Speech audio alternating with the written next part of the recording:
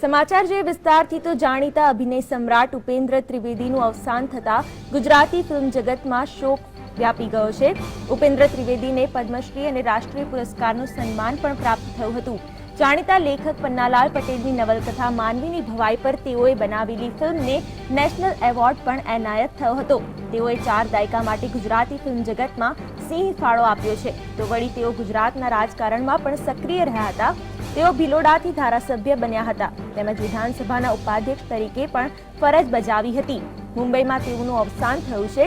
બપોરે 12 કલાકે તેમના અંતિમ સંસ્કાર કરવામાં આવશે। 4 દાયકા દરમિયાન ગુજરાતી ફિલ્મમાં અભિનય ઓજસ પાથરીને જાણીતા બનેલા ઉપેન્દ્ર ત્રિવેદીની જાણીતી ફિલ્મોમાં પાતળી પરમાર, જેસલ તોરલ, સોન કંસારી, ભાદર તારા વહેતા પાણી, વીર માંગડાવાળો, જોગીદાસ ખુમાણ, રાજા ગોપીચંદ અને મા બાપને ભૂલશો નહીં ફિલ્મોનો સમાવેશ થાય છે। ગુજરાતી ફિલ્મોમાં તેઓએ અભિનય સમ્રાટનું બિરુદ પણ પ્રાપ્ત કર્યું હતું। ઉપેન્દ્ર ત્રિવેદીના અવસાનને લઈને મુખ્યપ્રધાન આનંદીબેન પટેલે શોક વ્યક્ત કર્યો છે।